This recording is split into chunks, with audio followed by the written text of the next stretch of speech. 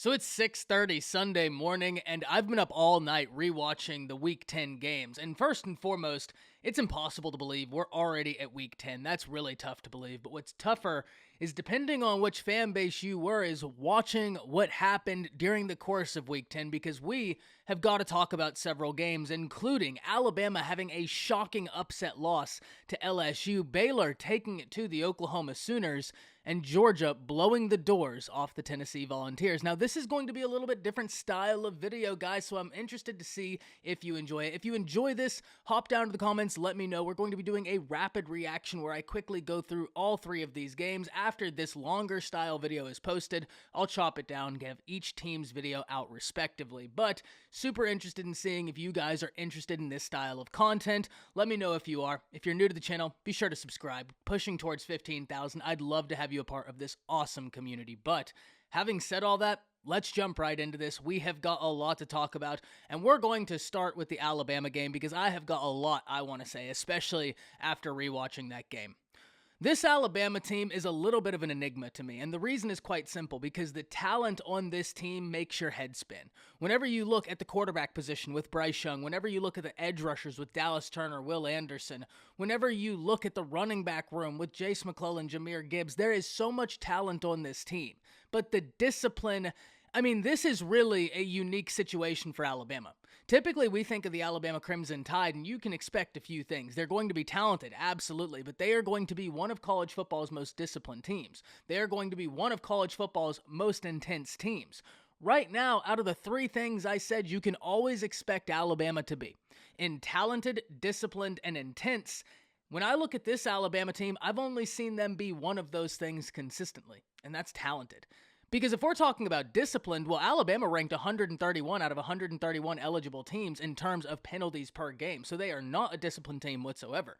You look at the Tennessee game, where Alabama played with fire, 17 penalties. You look at the Texas game, where they played with fire, 15 penalties. You look at several games throughout this year where the Crimson Tide have continually played with fire, and this is the second time they got burned this year. The first time was by Tennessee. So it doesn't matter if you're losing these games by a point or 3 points. The same thing is happening week in and week out, and the Crimson Tide are expecting different results. Guys, there's a famous saying about that exact same line of logic. Doing the same thing over and over again and expecting different results. You play with fire that often, you're going to get burned. And you know, it takes me back to another saying we all heard growing up. If someone shows you who they are, believe them. Now, I've been defending this Crimson Tide team for quite some time, and even this week I have got to eat crow because I picked Alabama to beat LSU, and I didn't think it was a favorable matchup for the Tigers. I thought Alabama would be able to come out of this game with a really nice statement win, and we'd be having a totally different conversation. But I was 100% wrong, and that's on me to eat the crow. But at the same time, one of the areas where I'm kicking myself is I think back to that phrase I just gave you. If someone shows you who they are, believe them. And the Crimson Tide have showed us time and time again this year. That is exactly who they are. They're an incredibly talented team. They are very talented. There is no questioning the caliber of athlete they're fielding, but the discipline, it's head spinning. It makes no sense. The intensity, it's just not there on a consistent basis. And I'm not questioning anybody's heart. These dudes work so hard on a day in, day out basis. I'm not questioning their heart. I'm saying when you flip on the tape come Saturday, if I was able to make it to where you couldn't tell which team was which, if I showed you Georgia's defense playing football and I showed you Alabama's defense playing football, unanimously everyone would say, well, that Georgia defense, that's the intense one. I don't think there's really a question about it. That's not to say that the Bama team doesn't have heart. I, of course, believe they have heart. That doesn't mean they're not talented. Of course they're talented. But we've seen the same thing over and over again, and the Crimson Tide continue to expect different results. And why, I'm not sure. And this gets me into the last thing we need to talk about for the Crimson Tide before we move on to the other teams. And that's the coaching decisions we saw during the course of this game. And not only during the course of this game, but throughout the course of the year. And I'm not simply talking offensive coordinator and defensive coordinator. No, I think there's going to be a long, hard look at even position coaches, and we're going to see who's still on the staff come next year. Because there's a lot that's happened that I just don't think makes much sense. We'll start with the offense. Because from the offensive side of the ball, first and foremost, the play calling makes almost no sense. Alabama's play calling is not cohesive. And what I mean when I say that, they don't stack plays on top of each other well. It almost looks like I took an offensive coordinator, took his play calling sheet, blew it up, and taped it onto a wall. The same time, I took that same offensive coordinator, put a blindfold on him, spun him around a bunch, and then handed him a dart and said, hey, whatever you hit on that dartboard, that's what we're running. It doesn't matter what happened the time before. Doesn't matter what you're going to do next time. Heck, it doesn't even matter what the defense is lined up in. That's the play we're going to run. That's what it looks like. It is just a random amalgamation of play calling, and it looks like it. And even outside of Bill O'Brien, I think we can ask questions about several different position groups for the Crimson Tide offensively. The offensive line has continued to get better. I think that Coach Wolford only being there a year, he probably earns the benefit of the doubt because we have seen an offensive line continue to improve. And remember, I said in the offseason coming into this year, you're not going to convince me that an offensive line that's struggling, that loses Evan Neal, is going to miraculously be a better offensive line. I don't see how that's possible, and here we are. But there are several position groups for the Crimson Tide offensively that those position coaches, they're going to have a long, hard conversation with Nick Saban at the end of this year, and who knows what will happen. Defensively, this is where it gets head-scratching, because Pete Golding has been an up-and-down journey for Alabama fans. Finally, when everything looked like all the questions on Pete Golding were beginning to chill, here we go watching this game. And guys, I'm not saying you have to have a supreme understanding of football. You don't. But you know something's off when my fiance, who is a college football fan but doesn't watch it as intensely as I do, or a lot of my friends do, looked at me during the fourth quarter of that game perplexed at 2 play calls. And I'm going to walk you through them. Because in the fourth quarter of this game, when everything's on the line, there's nothing new happening. You know exactly who Jaden Daniels at this point. You've seen him for 3 quarters. You've seen all the film before the game, and now you've played him for 3 quarters. You know he's a mobile guy. You know what he's done with his legs this year. In fact, he's one of the most efficient quarterbacks in the nation running the football. And on 4th down, you load the line of scrimmage with nobody protecting the middle. First off, that doesn't make sense for a few different reasons. You have a mobile quarterback, there's no quarterback spy, and you leave a large percentage of the field open. Oh, by the way, Alabama plays man coverage, meaning your defensive backs are going to be locked up with LSU wide receivers, tight ends, and running backs, and their back is going to be to the quarterback. So the only people that can make a play is the front 7, and you eliminated those linebackers from contention to be able to make a play, giving Jaden Daniels nothing but space and opportunity. That right there was perplexing. It didn't make much sense, but you know what? Sometimes an offense just calls a play that works perfectly against the defensive play call you called. So I can disagree with the play, but fair enough. But what was just nonsensical is a few plays later, on another key down, Alabama lines up in the exact same formation. Nobody over the middle. And where does LSU go? Right to the middle. This is what I mean. Alabama has done the same thing over and over and over and over again and expected different results. And at a certain point, that's insanity. And for LSU and Brian Kelly, look, first and foremost, hats off. In Brian Kelly's first year with the LSU Tigers, he gets a big win against the Alabama Crimson Tide at home, which I know is going to do a lot for that fan base and their excitement towards the future of that program. But also Brian Kelly, when he came to the SEC, leaving Notre Dame for LSU, talked about how he wanted to go up against the best. He wanted to go to the SEC so he could compete and try and beat Nick Saban because he wanted to face the best. And look, in year 1, you were able to beat Nick Saban, so can't wait to see what the future holds for those battles. I think they're going to be really interesting to watch. But if we're talking about what LSU showed on the field, they showed the same thing I think they've showed time and time again this year, that they're going to fight. No matter how it looks, they're going to fight. And Jaden Daniels, what a journey he's had. I talked about him a lot in the offseason. He was one of the players I was most excited to watch this year coming out of the transfer portal, and the reason is very simple. Guys, if you go back and watch his freshman year, he was captivating. He moved the needle for college football. He was so talented, and the future looked so high, but he was in an environment that now we know was utter chaos at Arizona State. It's very difficult for anybody to flourish in chaos. And now he moves environments, and we can start to see he's getting comfortable. He's having fun in his new environment, And I just think it's very cool how he's responded to LSU, how the coaches have responded to him, and how the players have seemingly responded to him. Because at the end of the day, he got a big win yesterday, and good for him. And I know that means a lot because of the journey he's been on. But for LSU as a whole, super interested to see how they finish out recruiting. They got a big recruiting win right after the big win on the field, so you gotta love that if you're an LSU fan, doubling down on the win. But I'm super interested to see how LSU finishes the year and what the Brian Kelly tenure is going to hold for the Tigers. This was a big game for the Crimson Tide. They had to win this to be in hopes of going to the college football playoffs, and now those hopes are gone. And I need to be very forthright in this. If that Alabama team had somehow beat LSU, had somehow beat Ole Miss, and then beat Auburn, and played like that against Georgia, I think Georgia would have run them out the building, and I don't think it would have been pretty. I can't wait to hear what y'all are thinking on that. We have other games we need to talk about. I could go on for days about this game, but Bama is going to be fine. But they have got some things to figure out before next year, because next year they don't have Will Anderson. Next year you have to imagine they're not going to have Bryce Young. They're not going to have some of those safeties. They're not going to have some of the veteran pieces they were going to rely on this year. So they've got some things they have got to figure out, and we're going to have some more conversations about that. But we need to go forward, staying in the SEC, talking about Tennessee, Georgia. Guys, I picked Georgia to win this game, but I also thought this would be a lot closer game than it was. But it does reinforce something that if you joined us on Friday's live stream where we preview all of the weekend's games, we talked about my biggest fear for Tennessee in this game, and that was exactly what came true.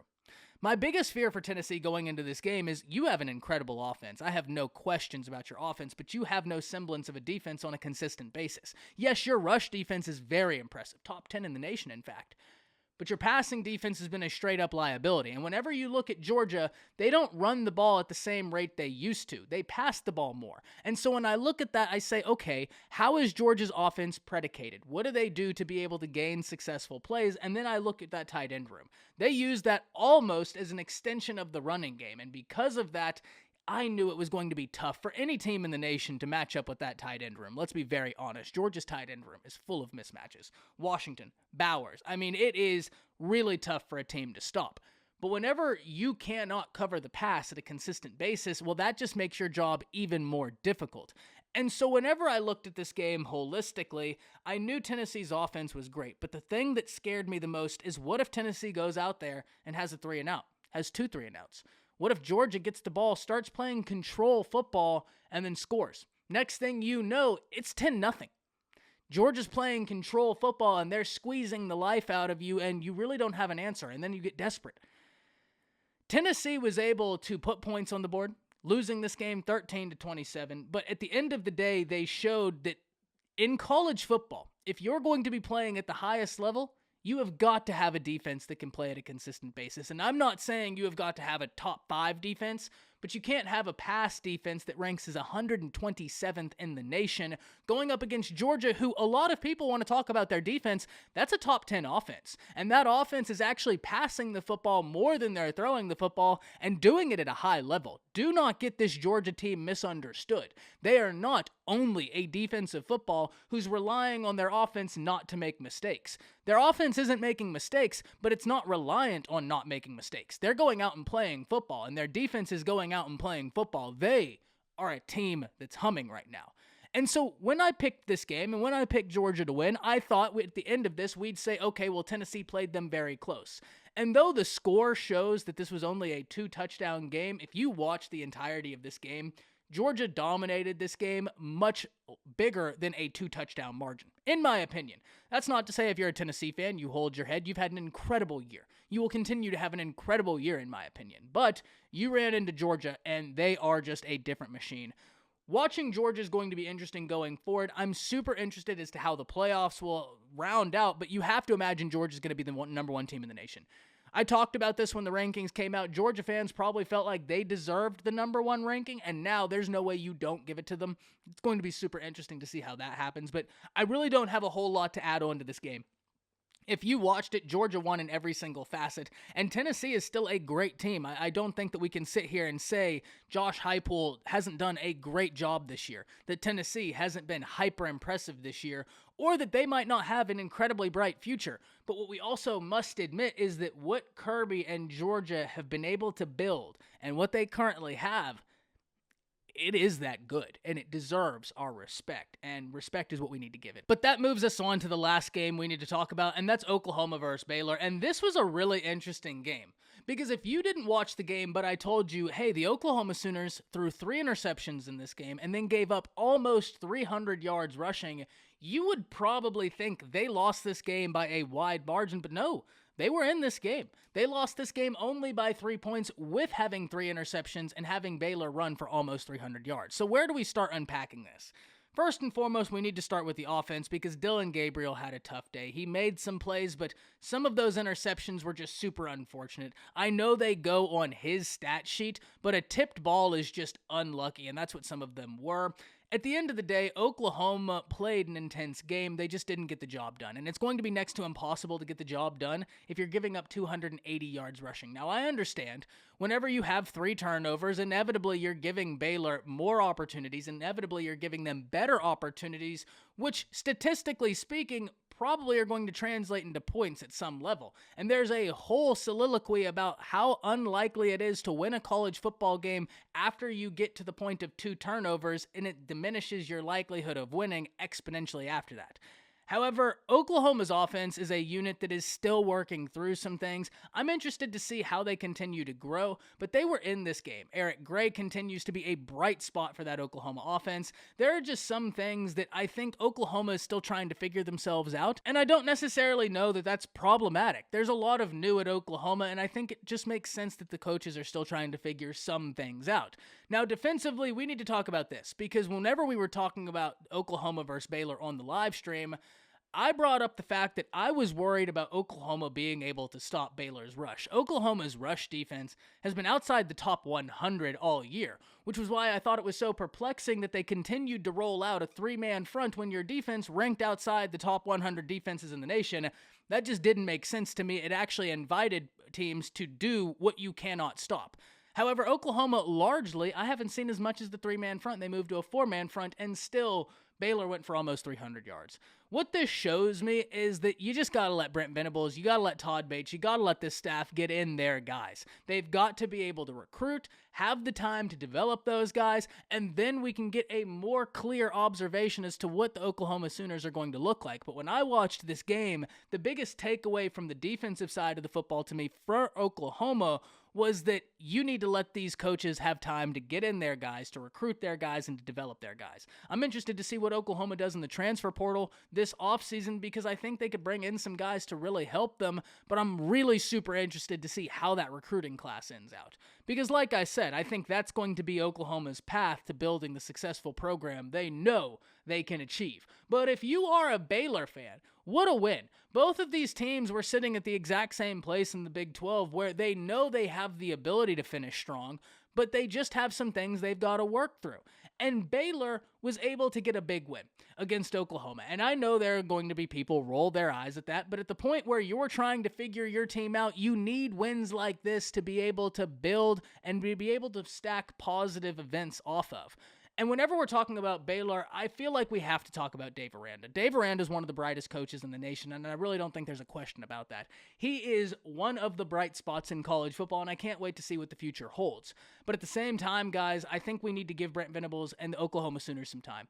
Because when I watched that game yesterday, the biggest thing that this screamed is, hey, you just got to let him get his guys in. Because right now, they just are still trying to figure out their identity. They need time.